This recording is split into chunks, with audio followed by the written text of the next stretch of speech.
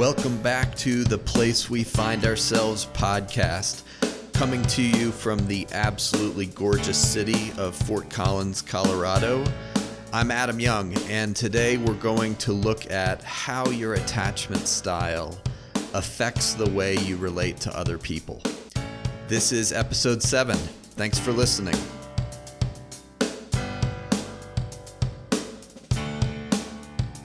Okay, today we are going to talk about 3 types of insecure attachment.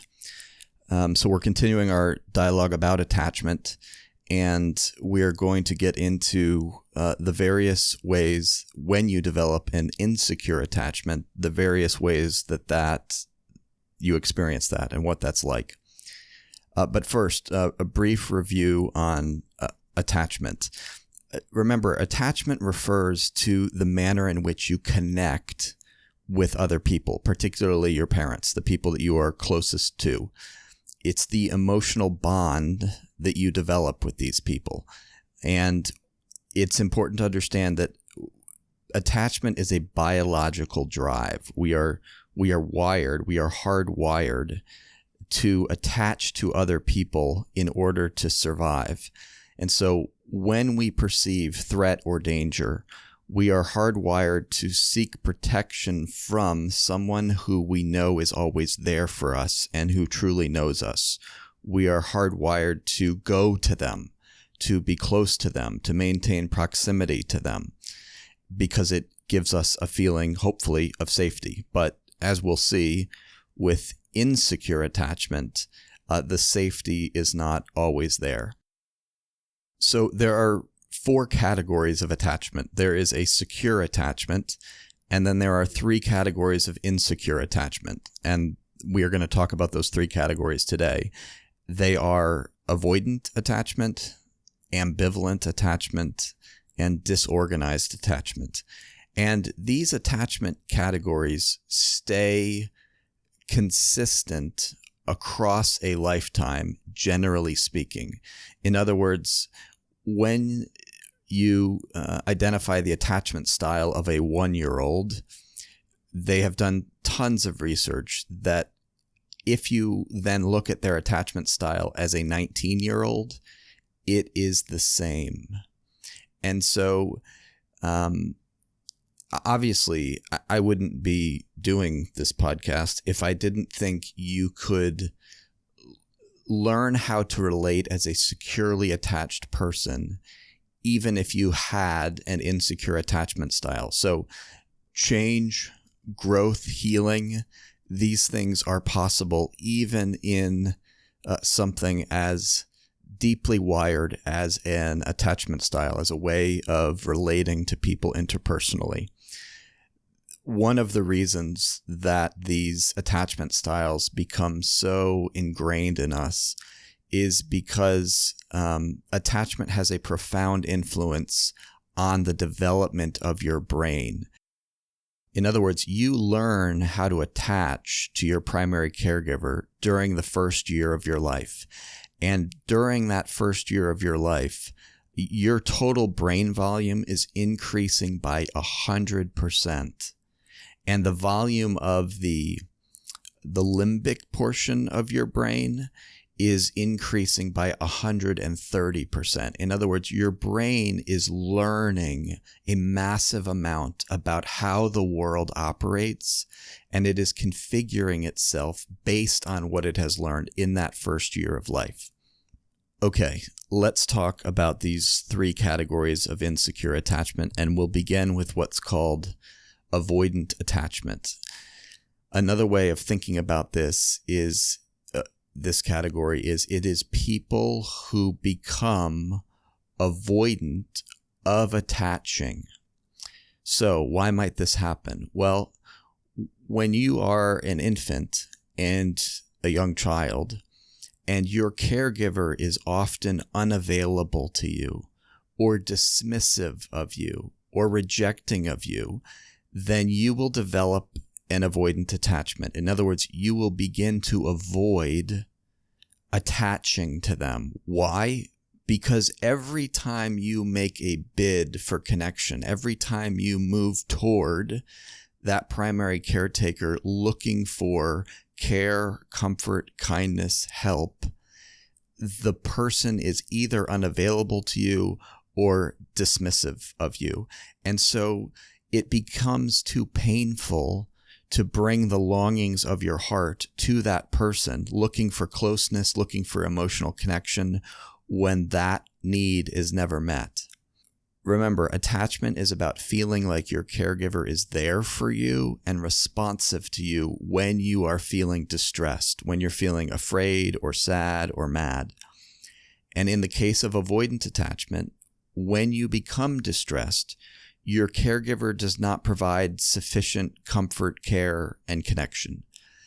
So when you try to communicate your distress, your attempts have little to no effect on the parent.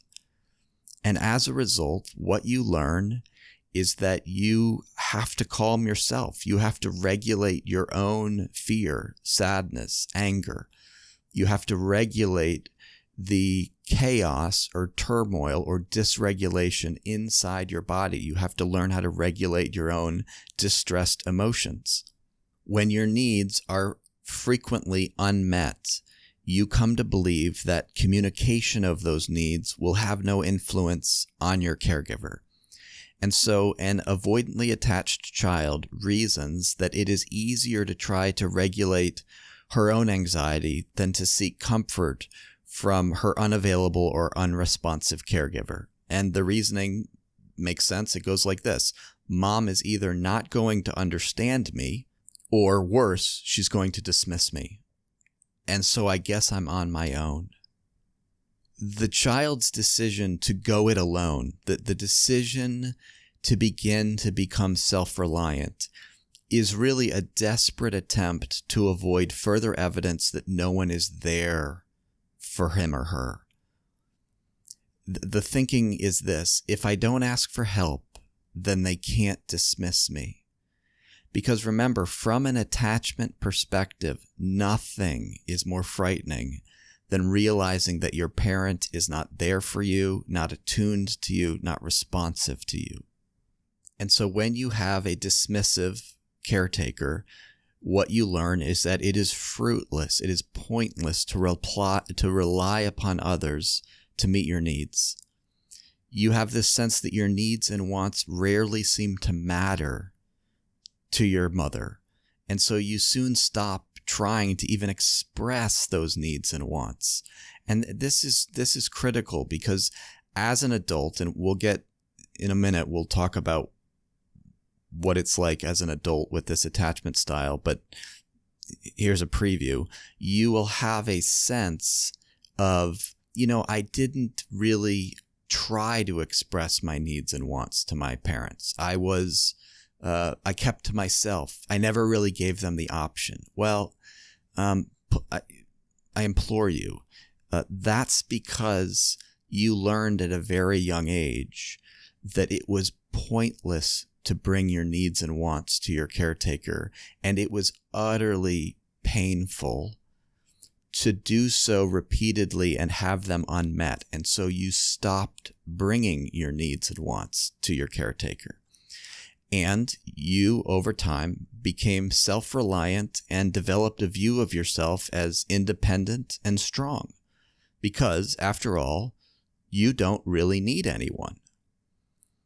You adapted to your environment by avoiding closeness. There's that word, avoidance.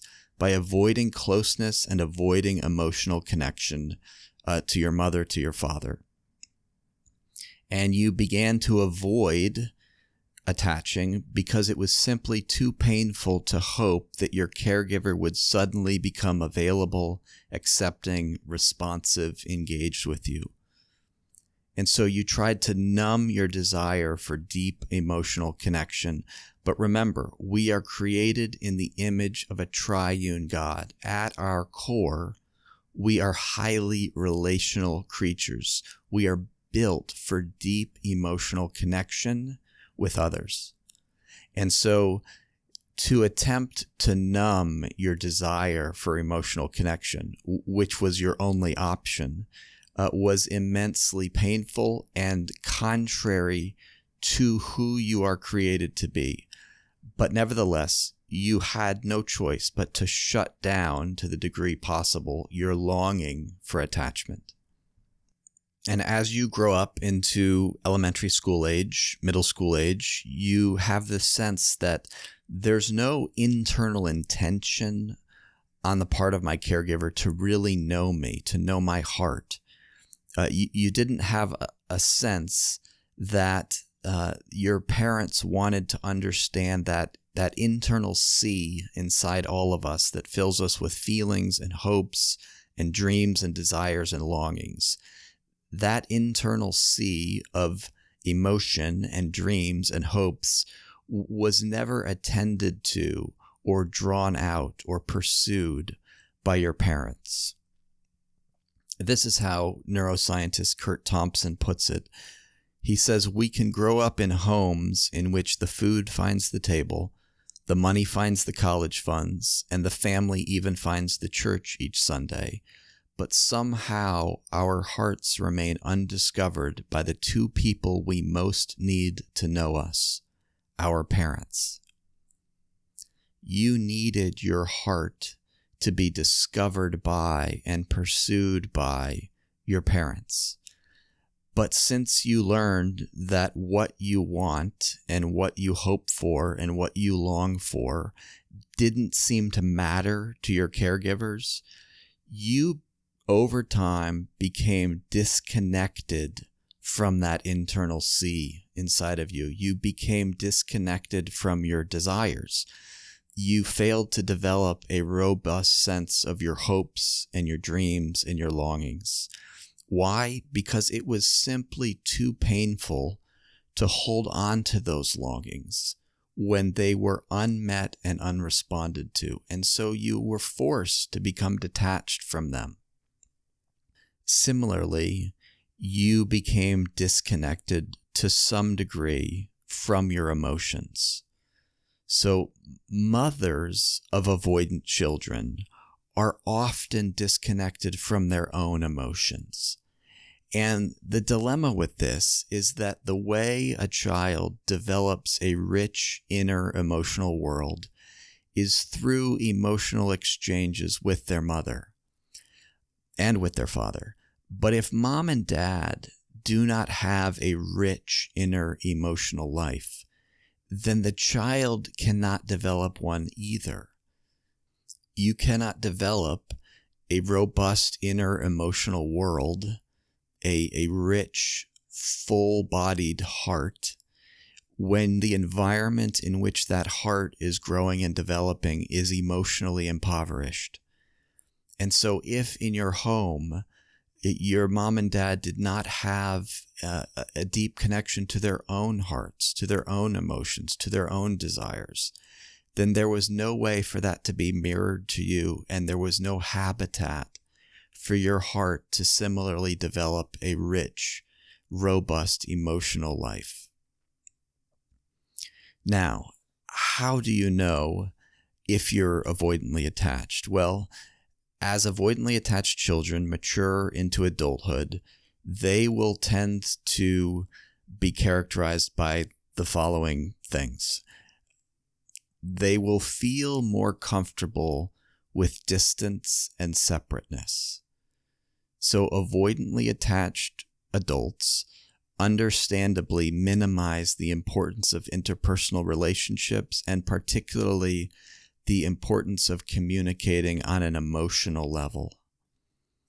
And so when they get into partnerships, boyfriend-girlfriend marriages, they will often show a resistance when their partner makes a bid for emotional interaction. The sense that they will have is that their partner is approaching them and that partner wants something from them. The avoidantly attached adult will enjoy relationships at times, but never really have a sense of needing others. They adapted to their sense of aloneness by turning to themselves for stimulation and soothing. That was their only choice. And it was a commitment at such a high level that turning to others became nearly impossible. Therefore, they are allergic to dependency. They're allergic to a healthy sense of interdependency. And as you may imagine, this can leave their partners to experience loneliness and emotional distance. The avoidantly attached adult will often feel a sense of relief or even excitement by brief or extended separations from their partners. They shift into what's called auto-regulation. In other words, a way of regulating themselves by themselves. And they were forced to do this growing up, and it has become natural and instinctual. It has become an almost immediate psychobiological response to distress. They will shift inward and into a state of self-stimulation, auto-regulation. What does this look like? Well, it can look like different things. It can look like reading a book. It can look like playing games on their iPhone. It is always an alone experience. Remember, the brains and bodies of these people have been trained for decades to not require another human being for regulation, because there never was another human being there to regulate them. And so they were forced to learn how to regulate by themselves. So as adults, they will tend to like being by themselves. And this invariably presents a problem for interpersonal relationships.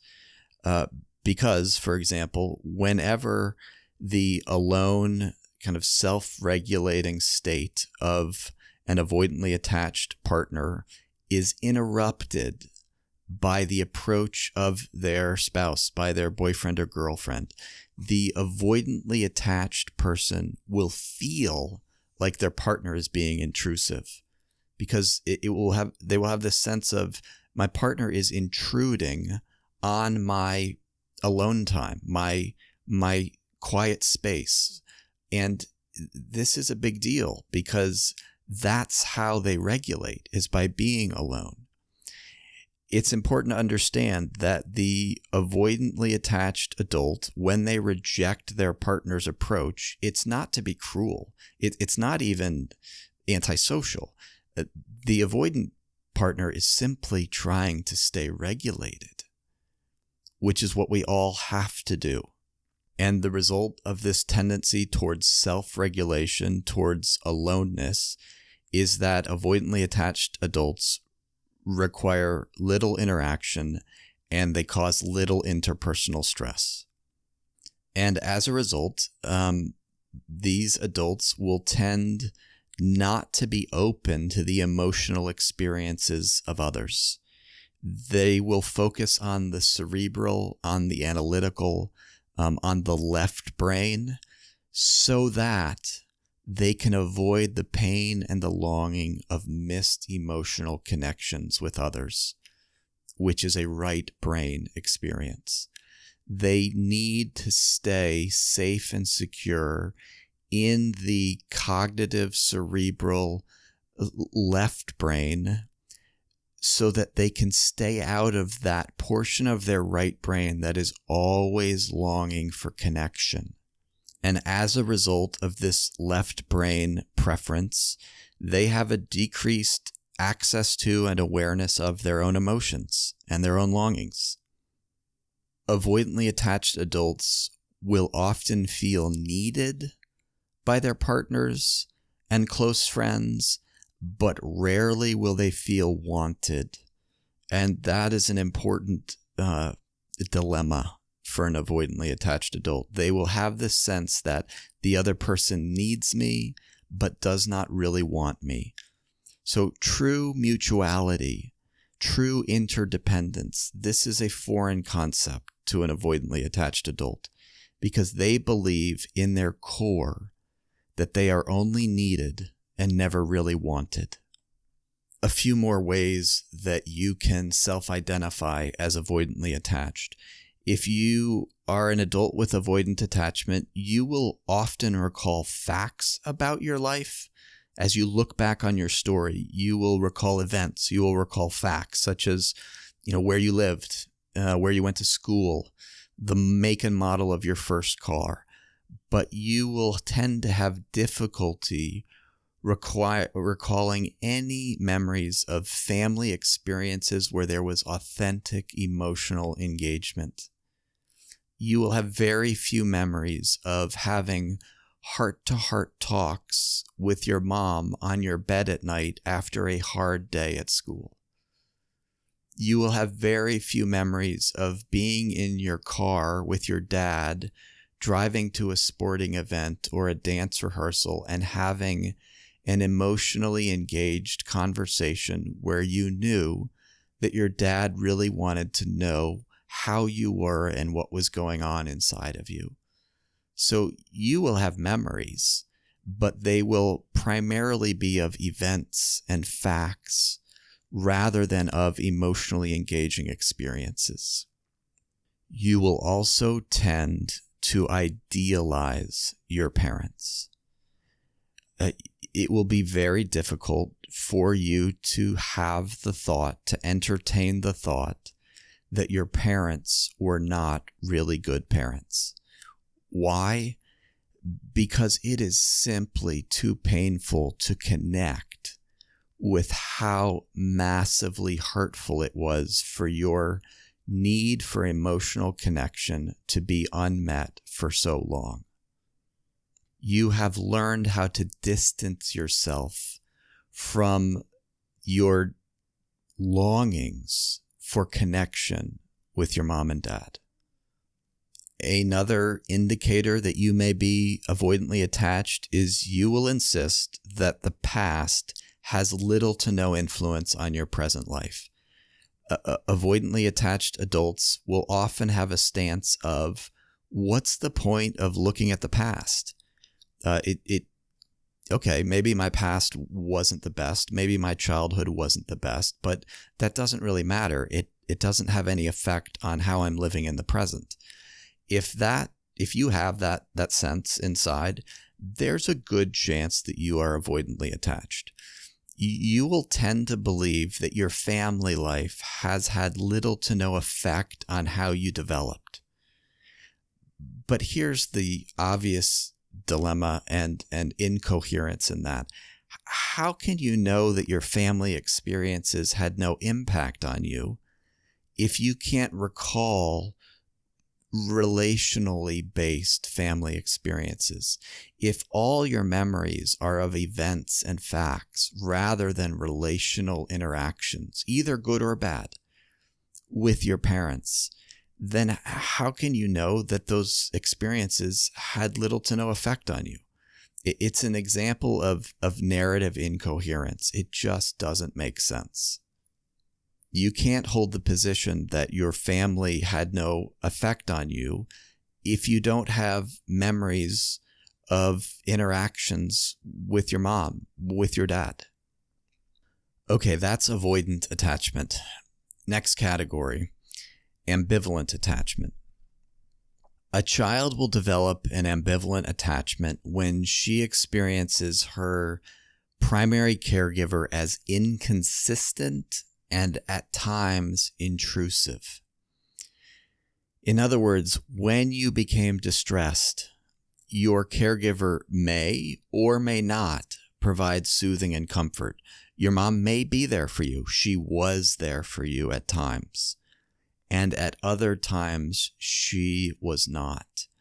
It all depended on what was going on for her in that particular moment. In other words, at times, your mom was very attuned to you and very responsive to your needs. But at other times, she was too caught up in her own emotional needs and pain and what was going on for her to focus on meeting your needs.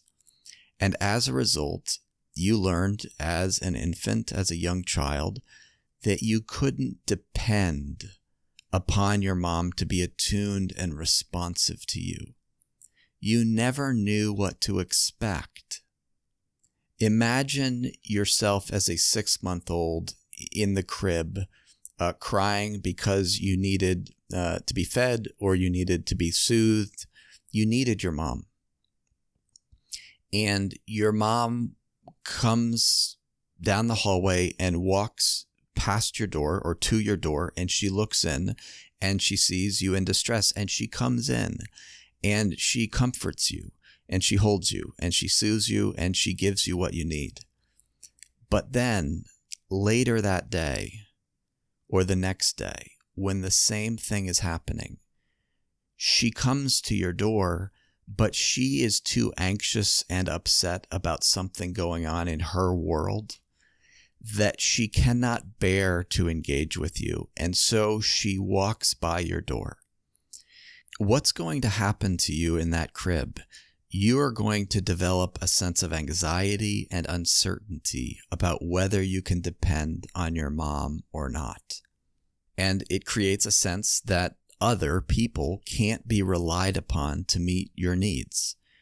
You can imagine this will result in a franticness, an anxiety inside the infant, inside the child, as they try to contend with the uncertainty of, will my mom help me in this moment or not?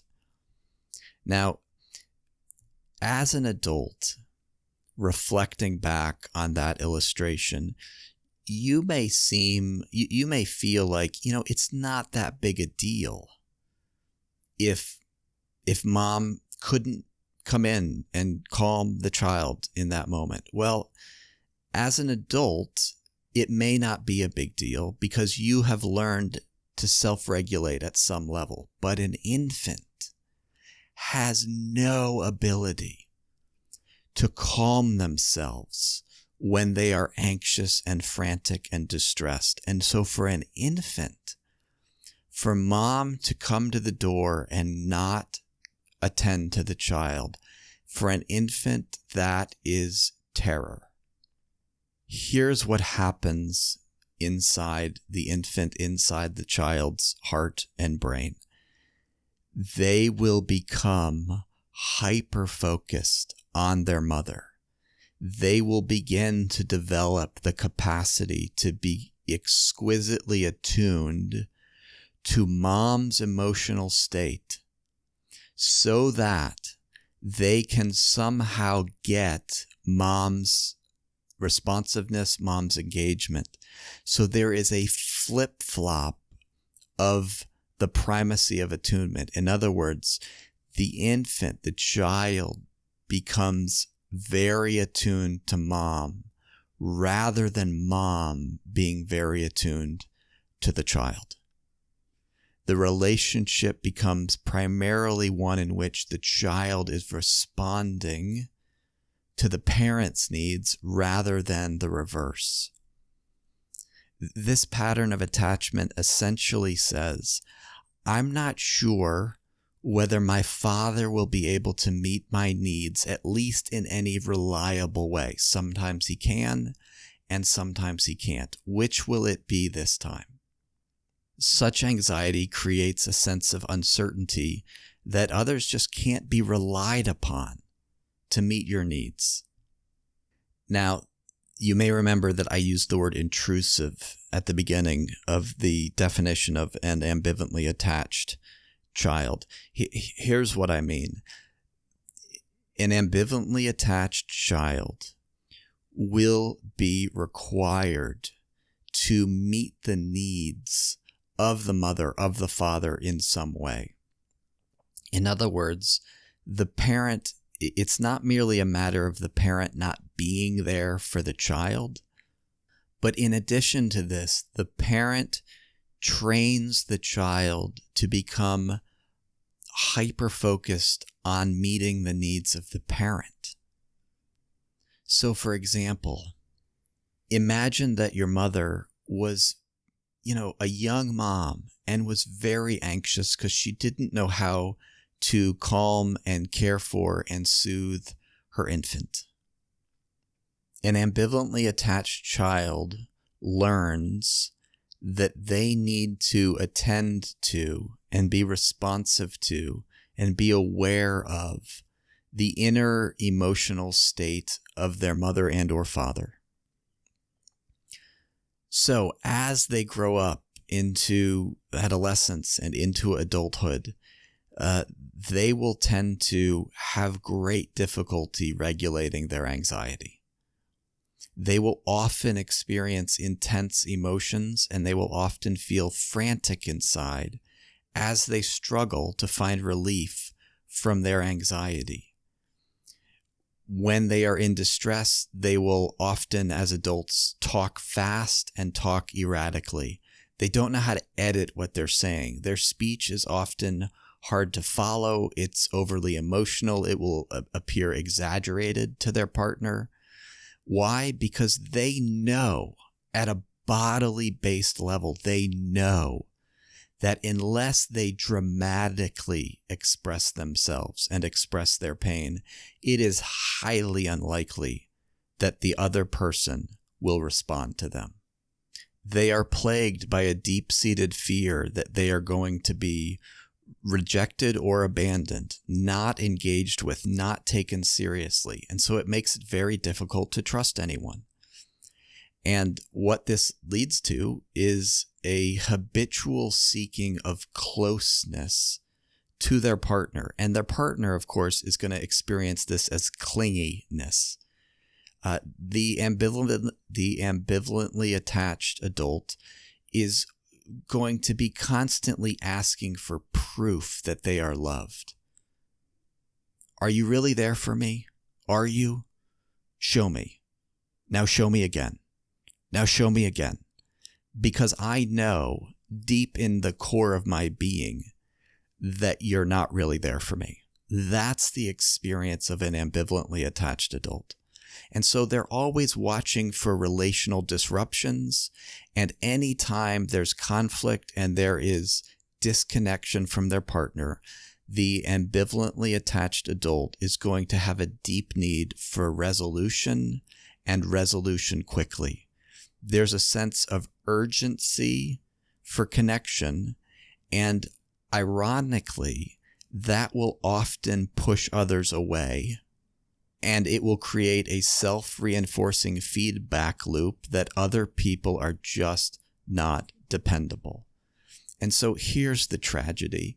The relational style of an ambivalently attached adult will tend to push others away. And that will provide further proof that others are not there for them, do not take them seriously, do not really care about them, and cannot really be trusted. Deep down, ambivalently attached people will feel like they are too needy, like they are too much, like they are too dramatic, and they will feel that they don't deserve to be loved in the way that they really want to be loved. They will have a sense of constant self-criticism, insecurity, and just this vague sense that something is wrong with them. They will tend to rely heavily on other people to validate their self-worth, and so they're constantly seeking approval and reassurance from others. And if you're in a relationship, a close relationship with an ambivalently attached adult, chances are this person has assumed the role of the pursuer in the relationship. They're the initiator. They're the prime mover, particularly when it comes to emotional engagement. If you have a sense internally of unfairness, of unfair treatment, of injustice, of that's not fair, you may be ambivalently attached. The core cry of that's not fair is because growing up, what they learned is that the way the world works is not fair. It's not fair that I have to be more attuned to my mother than she is to me. It's not fair that she's there for me one day and not the next. And so that kind of toddler-like temper tantrum of it's not fair is always just playing in the background of the heart of an ambivalently attached adult. And of course, they're an adult, so they have massive shame about that sense inside of that's not fair. They know that's like a toddler, but it doesn't matter. It won't go away. And so ambivalently attached adults, they make it their mission to settle old conflicts before they will consider moving forward. It's hard for them to forgive and move on. They want to address past relational disruptions, past harm, even a decade ago. They have the sense that we have to talk about that thing you did to me before I can trust you again.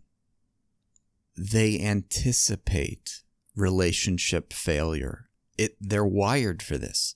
And by wired, I mean it is recorded in implicit memory. I'm going to have a whole podcast on implicit memory you may want to listen to, but it's recorded in deep in the very fiber of their being that the relationship will invariably result in disconnection, in unmet needs. They know with certainty from within their body what is to come from hope, and it is bad. And so ambivalently attached adults are in a sense allergic to hope. It is terrifying for them to hope that the relationship will go well. And so they often make misappraisals of another person's feelings, of their thoughts, of their intentions. When ambivalently attached people are in couples therapy, they will tend to assume that their partner is feeling or thinking or intending something that the partner really is not. Why? Because they know in the core of their being that the other person is not really wanting to be there for them. And so they will tend to misappraise the expression on a partner's face as, no, you're not really attuned to me. You're not really getting me. You're not really there for me right now. You don't really understand. You've got this blank look on your face and you're not really tracking with me. They are biologically wired to assume, to read that their partner is not there for them. Now, there is one more category of attachment, and it is called disorganized attachment. And it is beyond heartbreaking. Children with a disorganized attachment had a caregiver who didn't attune to them and who scared them.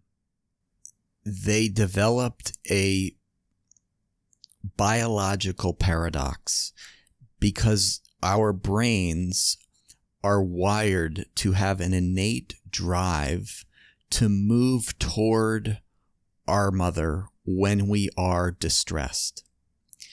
And so we are pulled, we are drawn to move toward our caretaker when we are afraid, when we are sad, when we are in need. However, since the parent is also a source of fear, a source of terror, the child is faced with an approach avoidance conflict. The resulting inner turmoil creates chaos inside. It dysregulates the child to the point that their ability to cope becomes utterly broken down and disorganized. How can you move toward the very figure that is also scaring you? But how can you not move toward your mother when you are scared? That is the unsolvable dilemma for the child.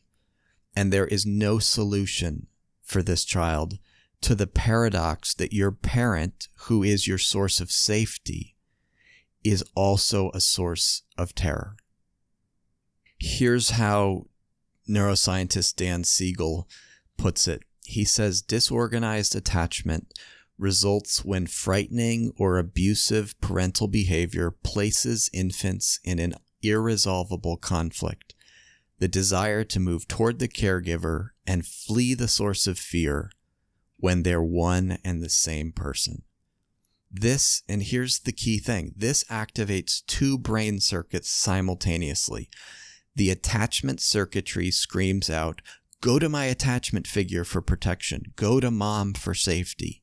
Yet, at the same time, there is an older circuit of survival within the brain, and it screams, get away from the source of terror, the source of danger. And so the same person triggers approach and triggers avoidance, and the infant's capacity for an organized response collapses. Their brain essentially implodes in the face of this unresolvable biological paradox, and the result is utter chaos inside.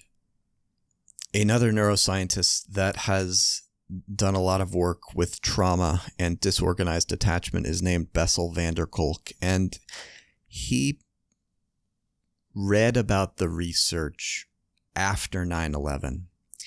And this is what he found out. When we're exposed to something terrible like 9/11, for the people that were there, if they had someone to run home to that provided soothing and care and comfort and a sense of I'm there for you and held them, those people recovered. However, the people who did not have someone to run home to help them make sense of the situation and to hear them out and to be there for them, those people had a very hard time recovering from the trauma of 9/11. Now, what this research shows us with regard to attachment is, what if the person that you ran home to terrified you? In other words, you've experienced distress, trauma, and so you're driven to run home to someone who will help you and care for you and comfort you. But what happens if when you run inside, that person yells and screams at you or hits you or blames you for being scared? In other words, what Bessel van der Kolk is putting his finger on is that trauma that happens at home is the most disorganizing and traumatic kind of trauma on the brain. As long as the trauma is not inflicted by someone you know, it is readily treatable. We are resilient creatures. But when the person that you run to for care in turn traumatizes you more, that disorganizes the very structure of your brain. This is an oversimplification, but here are the 4 attachment categories in a nutshell. Secure attachment: mom was often attuned to you and often responsive to your needs and wants. Avoidant attachment: mom was rarely attuned to you and rarely responsive to your needs and wants. Ambivalent attachment: mom was sometimes attuned to you and sometimes there for you and responsive to your needs, and sometimes she was preoccupied with her own anxiety, her own emotions, her own pain. Disorganized attachment: mom was a source of frightening and of terror. As we close, it dawns on me that you may be wondering, why am I emphasizing mom over dad? And it's simply this. For most people, their mother was their primary caretaker for the first year of their life. If your dad was your primary caretaker for the first year of your life, then all of this you need to plug in dad instead of mom. But whoever the primary caretaker during the first year of your life was, that's the relationship that was largely responsible for your attachment style, for how you learned to attach. If you would like a 5-page document that summarizes what I've said today about attachment, you can go to adamyoungcounseling.com/attachment and get it. I hope it's useful to you. Distribute it to friends, clients, whomever. adamyoungcounseling.com/attachment. Thanks for listening to The Place We Find Ourselves. Music for this podcast was provided by Rick Wilson. Visit adamyoungcounseling.com/podcast, and you can subscribe to future episodes. And please share this podcast with those who you think may be interested in its content. Thanks very much, and until next time.